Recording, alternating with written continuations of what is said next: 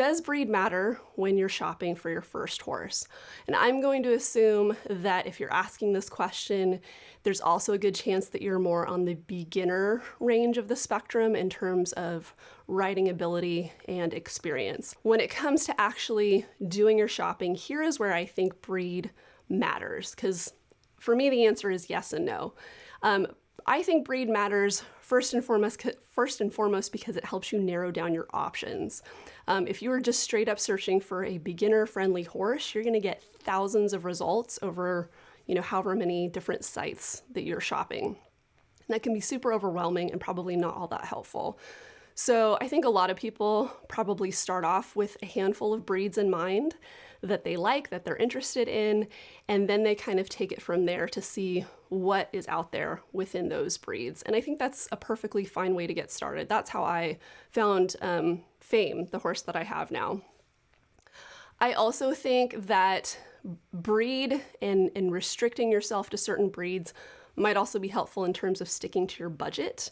If you are someone who's really interested in a more exotic breed or a more obscure breed, chances are you're going to need to increase your budget substantially, not only to even find the right horse, but chances are that horse probably isn't going to be near you. So you're going to be paying for flights and hotels and what have you to go out and maybe check out multiple horses. And the chances of that horse being suitable for someone who is more on the novice end of the spectrum is possibly less likely. Or you're going to have to just wait a really long time to kind of find that unicorn. So I do think that breed can also kind of help you in terms of being realistic about what is going to fit within your current abilities, your current skill set, and that sort of thing. Breed, I also think, is really important to keep in mind in terms of the activity that you want to do. If you are thinking that you really want to progress and get competitive with a particular discipline, there are certain breeds that are going to be easier for you to do that than others. Generally speaking, especially at a sort of novice or entry level in most sports, a lot of horses are versatile enough that they could probably allow you to at least participate. But if there is something that you're really excited about and that you already know you want to prioritize as your focus, as your sport or activity, it might be worthwhile to look and see what are the horses that people are typically choosing for that discipline, because oftentimes breeds are cultivated in order to meet the needs and the demands of that particular activity or sport. Again, not to say that you can't do some low-level jumping with a draft horse, for example. Not to say that you have to have an Arabian to do endurance, but there are reasons why people have certain types of horses for certain types of activities. And I can just say, like, from my experience, I was really interested in doing endurance before I had my daughter, and my life kind of got busier as far as non-horse things. And, certainly you can participate in like limited distance rides with all manner of horses that are in good shape. But I do think, like with Fame, because he's a draft, because he's a very heavily muscled guy, I was going to have to be super careful about what they call pulsing down, making sure that his heart rate was in a safe range for that kind of activity. And the conditioning process to kind of get him to a point where it was going to be easy for him to do and not stressful would probably take me longer and require more diligence on my part than if I had a hotter blooded horse. And that is just the physiology of my particular horse. Same goes with arena work right now. He is a big guy. He's not super flexible. We're really having to work on balance. And again, that's a very typical kind of draft horse issue. So if I wanted to really get heavy duty into something like dressage, or something that really required a lot of flexibility, we would probably have to work harder, quite a bit harder, and longer to get to the same place than if I had maybe a lighter horse that just physically was more suited to that. So I think that kind of makes that point. And then I would also say, I do think breed matters when it comes to what is going to make you happy. Horses are a huge investment. They take a lot of your time. They take a lot of money. It is a challenging journey at times. And I think if you have a horse that you are really excited about that's a breed that you just makes your heart happy, that you fell in love with, I do think that helps as part of navigating that journey. That being said, I do think there are a lot of ways in which breed doesn't matter at all. And at the end of the day, when it comes to picking a horse that's going to be safe for you, that is going to be fun for you, that's not going to cause you stress and anxiety, that isn't going to pile on a lot of extra like management things that maybe you aren't used to as a novice rider or as a new person to horses. And I think that finding the right individual horse ultimately trumps everything. Because if that horse is really a good fit for you, you're going to have a great time, and you're not going to care so much what color that horse is or how that horse looks or necessarily how tall or short or what have you. And I have a list actually of, I was kind of thinking through this, like what are the things that I would be prioritizing before I would really be all that hung up on breed? Experience in my chosen discipline, hugely important, especially when you are new. You really want something that's going to be safe, something that can take care of you as you are sort of figuring out all of this.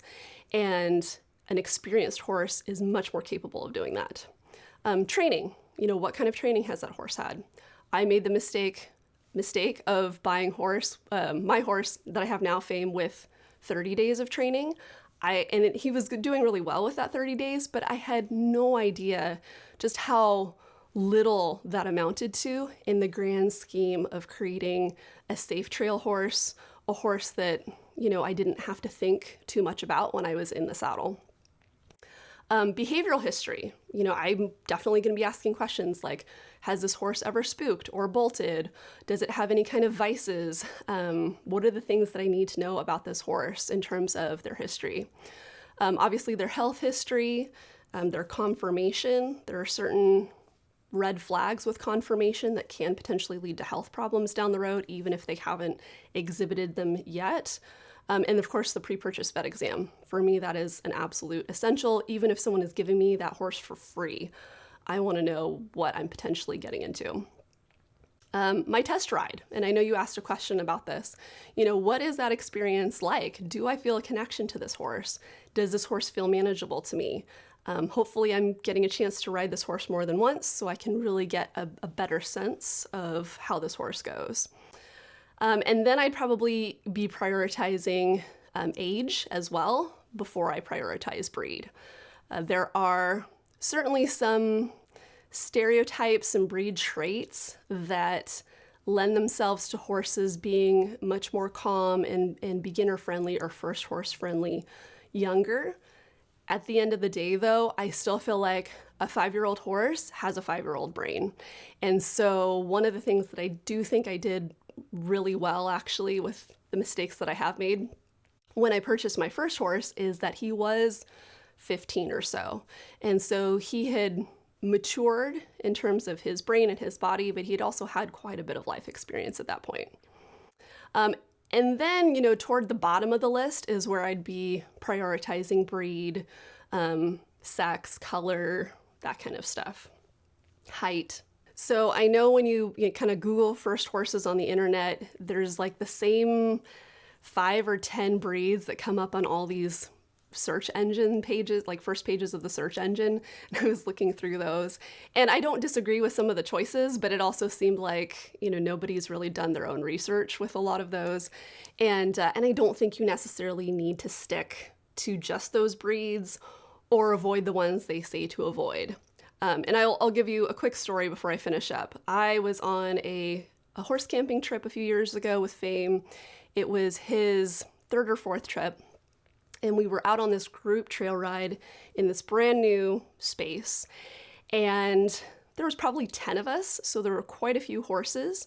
And a lot of times when you get that many horses together, some of them are really excited, some of them are kind of antsy. It can be really hard to sort of control the energy of a group that large. And out of the 10 of us, there were 2 horses that I would say were really giving their riders a run for their money.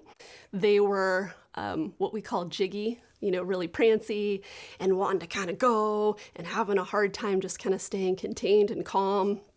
The riders were having to kind of circle them and come back to the group and circle them and maybe school them off the side of the trail and come back. Rushing up on some of the other horses, maybe having some etiquette issues. And that energy was also triggering some of the other horses that would have been fine otherwise. And then there was one horse who, super chill, not fazed by any of it, very obedient to the rider, couldn't care less. We stopped for lunch, ground tied like a champ, and really had a nice calming effect on the other horses.